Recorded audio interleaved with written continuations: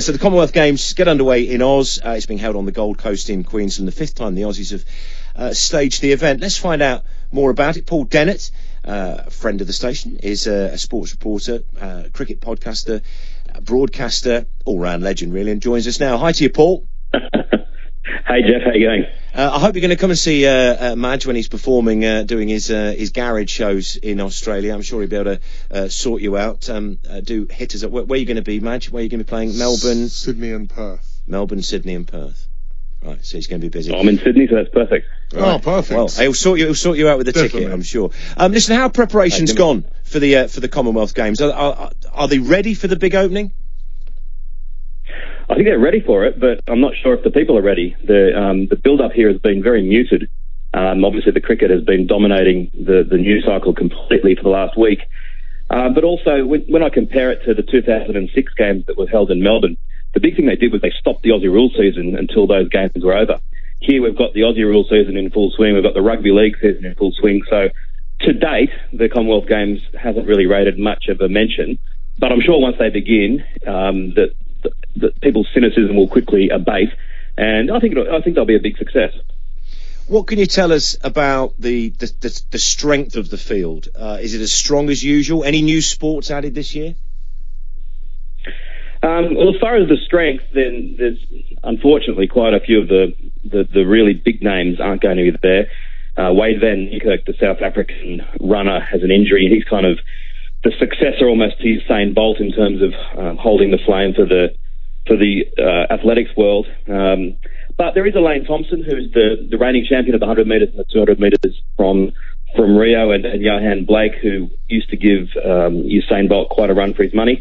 An interesting sport is the para powerlifting, which I've never seen, but is the sort of a Paralympic sport where they do bench pressing and various things like that. So that could be pretty cool. And the beach volleyball is always a big exciting sport. I've seen the stadium. Looks pretty cool right on the beach there in Coolangatta. It'd be a pretty good place to watch a bit of sport with a few beers and then head out to the beach or a party afterwards. Yeah, sounds good. I'm completely up for that. On a more serious note, there have been some stories of possible doping issues. These things always raise their head, particularly in and around major events. There have been some allegations against the Indian men's boxing team. Is there anything more you can tell us on that? Well, at this stage, they're DNA testing what was found. So there were some syringes found in the athletes' village that the Indian newspapers reported as were from the Indian team. The actual officials have been quite reluctant to give any further details as of yet, but once those DNA tests come back, we'll know some more. But as you say, there's always the spectre of drugs in sport, and it's just the last thing that they needed just before the event kicks off. So who are you expecting to be the real stars of the Games then? Well, I think from an Australian point of view, Sally Pearson is kind of the flavour of the month here in the sense that she was the Olympic champion in the 100-metre hurdles. She's won the Commonwealth Games a couple of times, and she's grown up right down the road from the actual stadium. So she'll be pretty popular. Adam Peaty, the breaststroker from your neck of the woods, is someone who's incredible. Presumably you guys remember him winning the Olympic 100 metres in a time that seemed scarcely believable.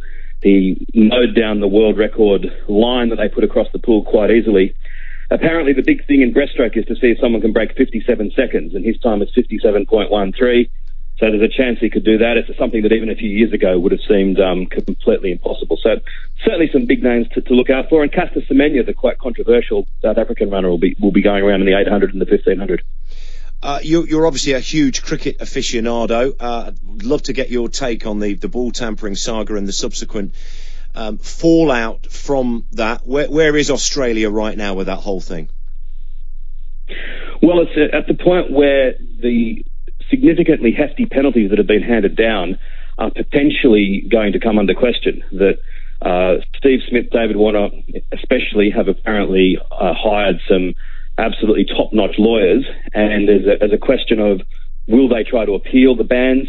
Will even Cricket Australia maybe do it informally? Because one of the bans that a lot of people have said is a little bit unfair was that they've been stopped from playing Sheffield Shield cricket for the year as well. And there's a thought that if you allow them to at least play that, it will be good for the Sheffield Shield and ensure that they can get back into the game a little bit more easily. But David Warner's the interesting one, that he was kind of almost tossed aside by Cricket Australia, and there's a feeling that if he's got nothing to lose, and if he says, okay, well, I'm going to appeal this and I'm going to name names that other people were aware of this and bring down others with me, that's something that Cricket Australia would be absolutely desperate to avoid. So it's all going to continue in the next few days. Brilliant. We're going to leave it there. Paul, thanks for your time. Paul Dennett, regular contributor to this show, cricket podcaster, sports broadcaster, joining us on Extra Time.